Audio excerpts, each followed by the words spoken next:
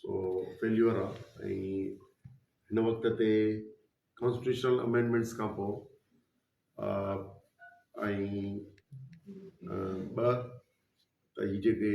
मौजूदा जेके हिननि जूं पेशरफ़्तियूं आहिनि पीका जे कानून खां पोइ सहाफ़त जो वात बंदि ऐं आइन तरह सां कोर्टूं तब्दीलियुनि खां पोइ कोर्टूं कब्ज़े में ऐं मथे जेको आहे मिल्कियत जेका आहे सॼी हथ में SIFC जे नाले। सो असां वटि 1 यूनिट प्लस निज़ाम ऐं 1954 में लॻी 1 यूनिट, 58 में लॻी माशाल्लाह अयूब जी। हिन वक़्तु सम्झूं पिया त 2 साल जेका ई अॻे गवर्नमेंट ख़तमु कई हुई PTI जी, उहा लॻी हुई पहिरीं रिज़ोल्यूशन ऐं हाणे ई आइनी तब्दीलियुनि खां पोइ ऐं त हिन पीका जे कानून जे तब्दीलियुनि खां पोइ ऐं हीउ जेको आहे सो आउं सम्झां पियो त हाणे कंपनी सरकार 1 यूनिट प्लस हुकुमरानी आहे ऐं उन में जेके इंसाफ़ लाइ हक़ लाइ आवाज़ उथंदड़ आहिनि मुखालफ़ाना उन्हनि खे रोकण लाइ ताक़त जो इस्तेमालु कयो अथनि ऐं मुर्ज़ा ख़ान जी गिरफ़्तारी कया हुई। ईअं ॾिसां थो त हीअ असांजी जेके सुफ़ूं आहिनि जेके अक्सरियत पाकिस्तान पीपल्स पार्टी जी हुकूमत, उनजो वज़ीर आला, उनजो सदर पाकिस्तान, उनजी हुकूमत, उहे सभु सिंधूअ जो सौदो करे चुका ऐं सिंध जी मिल्कियत जो सौदो करे चुका। हाणे हुननि त इहो चई छॾियो त बाबा असां केरु पुछण वारो कोन्हे, हिते जा जेके अक्सरियत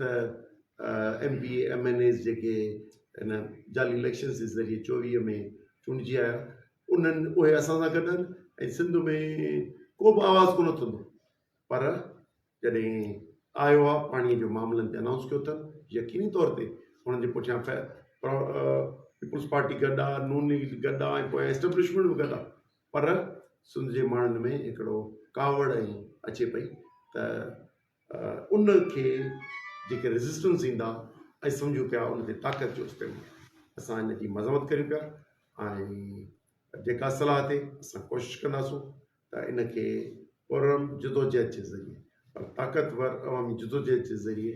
असीं टकराव कंदासूं पर पंहिंजे हक़ जी जदोजहद जेका पाणीअ जी आहे उन खां कोन हटंदासूं। ही मुख़्तलिफ़ असांखे डाइवर्ट करण जी कोशिशि कंदा, पहिरीं हिरासां करण जी कोशिशि कंदा, पोइ इहो डाइवर्ट करण जी कोशिशि कंदा। असां पंहिंजे वतन जे वसीलनि ऐं ख़ुशूसन सिंधु दरिया जे बचाव जी तहरीक खे ताक़तवर नमूने सां खयों ईंदासूं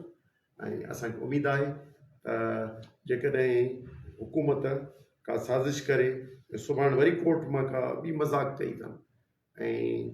ऐं का 4 केस नवां करे या के डेग करण जी कोशिशि कयूं त यकीनी तौर ते असीं पंहिंजे अवामी ताक़त जो इज़हार कंदासीं। सर, गुलाम मुर्तज़ा ख़ान जतोई जे गिरफ़्तारी बैदि जेको आहे सोशल मीडिया ते पुलिस ऐं जेके ॿिया प्राइवेट सोशल अकाउंट्स आहिनि उतां हिकिड़ा बयान जारी कया पिया वञनि त इलेक्शन दौरान बिलावल ज़रदारी नाले जेको शख़्स आहे उहो उन गोलियूं लॻण करे क़तलु थियो हुयो। उन जे जेको आहे सो दहशतगर्दी अंतवारी अदालत में मुर्तज़ा ख़ान जी पेशी न थियण ते जेको आहे सो वारंट कढिया विया ऐं क़ानूनी तौर ते उनखे गिरफ़्तार कयो वियो आहे। बिल्कुलु ठीकु आहे, केस ई जाली आहे, फेक केस आहे जेको इलेक्शन जे ॾींहंनि में थिया, असां ते थिया न, असांजे दोस्तनि ते त तव्हां चओ नवाब शाम तव्हांखे ॿुधाइनि केतिरा असांजे दोस्त केसनि में न ॿधा केतिरा पिया असां उन करे सो केस ई फेक आहे। इहो इन करे कयो वेंदो आहे त उन्हनि खे हिननि खे हिरासां करे सघूं। असांखे यादि आहे काफ़ी वक़्तु अॻे जामशोरे में केस कयूं त जेका मौजूदा सिहत जी वज़ीर आहे इन ते हमिलो थियो आहे इलेक्शन में, पोइ उन में अलाए केतिरनि वॾेरनि खे ॿधऊं उन जूं वफ़ादारियूं मटाए ऐं पोइ सिधा थिया। सो ही नियत ई जेका हुई न त जेको केस जेको कयो पियो बिलाल ते या मुर्तज़ा ख़ान ते उहे उते मौजूदु ई कोन्हनि, उते जो जहिड़ो उते जो मक़ामी त सॼो फेक केस आहे। उन करे इहो इन लाइ कयो वियो आहे जेको अॼु ॾिसूं पिया। पर आउं सम्झां पियो त इहे केस झुकाए नथा सघनि, उन करे इहे अवाम में क्रोध वधाईंदा, हुकूमत लाइ नफ़रत वधाईंदा ऐं उहा नफ़रत ताक़त मटी त हिननि जी तरावी थी। गुज़िरियल ॾींहुं मेड़ में GDA तरफ़ां हिकिड़ो कामयाबु एहतजाजी मार्च कयो वियो ऐं जलसो कयो वियो, उन बैदि जो फौरी तौर ते जेको आहे गुलाम मुर्तज़ा जतई खे जेको आहे गिरफ़्तार कयो वियो आहे, छा रद्द अमल आहे? सर हिते तूं हींअर कॉल कर या रुटीन में हिकिड़ी मोबाइल खां वधीक तोखे कोन लभंदी, 15 मोबाइलूं अचनि थियूं त ही सॼो मैनेज थियल आहे। मूंखे त रुगो शक आहे, असां इहो उमेदु कयूं था कोर्टनि मां त को चङी हुजे, पर हिन कैंगरू कोर्ट्स जेके 6वीं तरमीम खां पोइ थियूं आहिनि, इहो जज बि न मैनेज थियल हुजे,